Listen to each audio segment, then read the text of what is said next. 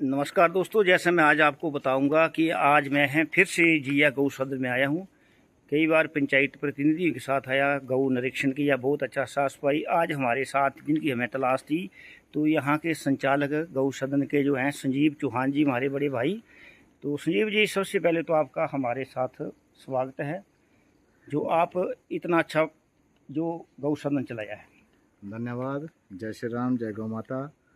धन्यवाद मैं त्रिलोक बाबा जी आपका करता हूँ, आपके संगठन का करता हूँ। और मेरा भी बहुत पहले से प्रयास था कि क्योंकि मैंने आपका सामाजिक कार्य, सोशल वर्क देखा है, आप हर दुख तकलीफ में लोगों का साथ देते हैं, तो मेरे भी भाव था आपसे मिलने का। तो मेरा सौभाग्य है कि आज आपसे मुलाकात हुई, और ये भी सौभाग्य है कि आज आप मेरे होते हुए गौसदन आए हैं। तो जी आइए आपको गौसदन दिखाते हैं। ये देखिए जी, हम संजीव जी के साथ हैं। हाँ हाँ, तो ये पूरे गौ सदन का महाजन के द्वारा निरीक्षण कर रहे हैं। और ये सब बढ़िया तूड़ी और हाँ, हरा चारा ये तो हमने निरंतर इसकी देखा था, पूर्ति हो 2-3 रही है। बार देखा था हमने हरा चारा वगैरह। तो ये जैसे संजीव जी, आपने जो ये गौ सदन चलाया है, तो इसके साथ साथ आप कितने गौ सदन चला रहे हैं? कहाँ कहाँ आपके जो गौ सदन है? देखिए, हमारा एनजीओ जो है वो देवभूमि गौरक्षा फाउंडेशन, वर्तमान में 4 गौ सदन हमारे पास हैं, जिनमें 2 गौ सदन हैं और 2 गौ सेंचुरीज हैं, जिनका संचालन इस समय देवभूमि गौरक्षा फाउंडेशन कर रही है। और इसमें लगभग 400, 450 के करीब जो बेसहारा गौवंश हैं, उनको आश्रय दिया गया है, और बेहतर पोषण की व्यवस्था में हम सदैव लगे रहते हैं। इस टाइम आपके यहाँ जिया जो गौ सदन है, यहाँ पर कितने जो है वो पशु हैं, उनकी संख्या कितनी है? जी, यहाँ पर लगभग लगभग क्या 166, क्योंकि ये डेली इनका रिकॉर्ड मेंटेन होता है, कौन से गौसदन से बाहर से आए हैं, कितने मृत हुए हैं, उनका पूरा रिकॉर्ड यहाँ वेटनरी डॉक्टर द्वारा जो है वो पूरा रिकॉर्ड रखा जाता है। और इस समय 166 जो हैं वो गौ सदन में बेसहारा गौवंश उपस्थित है। पिछली बार जब हम आए थे तो 172। हाँ जी, हाँ जी, हाँ जी। तो आप बता रहे 100।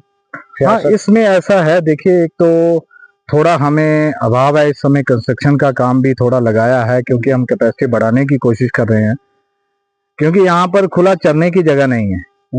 ऐसा होता है तो चलो आधे चरने के लिए छोड़े जाते हैं, आधे अंदर रख सकते हैं, तो कैपेसिटी बढ़ा सकते हैं। परंतु यहाँ का जो मौसम का माहौल है वो भी कुछ खराब रहता है, तो उसके लिए हम बाहर नहीं गौवंश को रख पाते हैं। तो अंदर ही जो कैपेसिटी है वो लगभग इतनी ही है जितनी इस समय है। तो भविष्य में हम प्रयास कर रहे हैं कि इसकी कैपेसिटी बढ़ाने के लिए और क्या किया जाए, इसमें प्रशासन और सरकार के साथ मिलकर कार्य किया जाए। क्या बात है, मार दिया, 2-2 रस्से से बांध दिया है, 2 रस्से से बांध दिया। संजीव जी, यहाँ तो बहुत बड़े बड़े है ना, ये तो बिल्कुल कैसे आप कंट्रोल करते हैं? आप देख सकते हैं कि ये इतना खूंखार नंदी है। हाँ। ये यहाँ पर पहुंचा भी इसीलिए है। अच्छा। इसने एक की तो जान ले ली, एक मानव की, और दूसरे को गंभीर जख्मी कर दिया। अच्छा। उसके उसके बाद ये कंप्लेंट स्थानीय लोगों ने की, उसके बाद हम इसे रेस्क्यू करके यहाँ लाए हैं। तो अभी भी आप देख सकते हैं, इसको 2 रस्से डाल के बांधा हुआ है।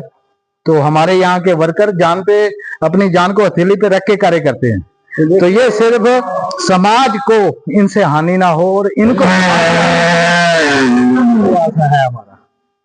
चलिए संजीव जी, आगे भी देखते हैं। देखिए जी, हम इस टाइम गौ सदन में और संचालक संजीव जी हमारे साथ हैं। तो बड़े दिनों से मिलने की इच्छा थी। तो संजीव जी, चलो, एक तो चीजें हमने पहले भी आके देखी है, पंचायत प्रतिनिधियों को साथ ले। एक मैं खुद जन सेवक होने के नाते मैं भी यहाँ 2-3-4 बार आ चुका हूँ। आपसे मिलने की इच्छा थी, पर आप मिले हैं तो बड़ी कीमती समय दिया। तो सबसे पहले तो देखिए, आजकल लोगों के घरों में एक पशु जो है वो नहीं पाला जा रहा है, और कुछ ने जो पाले हैं कोई सड़कों पर छोड़ रहे हैं। हम लोगों की कमियां हैं इसमें, ये बेजुबान हैं, ये छोड़ेंगे तो ये खाएंगे भी, इनको पेट नहीं तो लगा।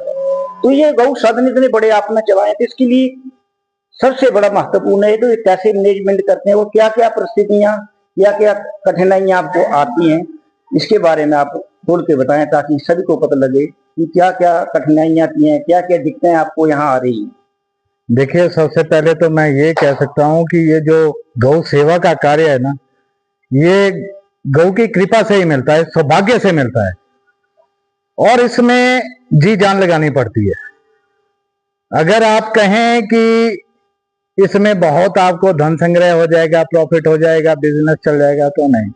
लेकिन गौ सेवा से जो मैंने आज दिन तक पाया है, वो मन की शांति पाई है, संतुष्टि पाई है, और सर्व काम सिद्ध। सबसे बड़ी बात, जो मन की चिंता है वो दूर हो जाए। जब चिंता ही नहीं रहती तो फिर किस चीज की जरूरत होती है।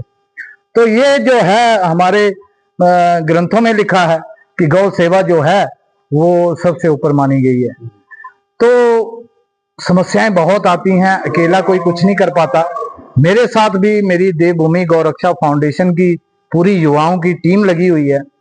मैं पहले पूर्व में विश्व हिंदू परिषद बजरंग दल में भी गौरक्षा प्रमुख रहा हूं प्रांत का, और अब विभिन्न संगठनों में कार्य करने के बाद अब वर्तमान में भाजपा गोवंश प्रकोष्ठ का प्रांत सह संयोजक हूं।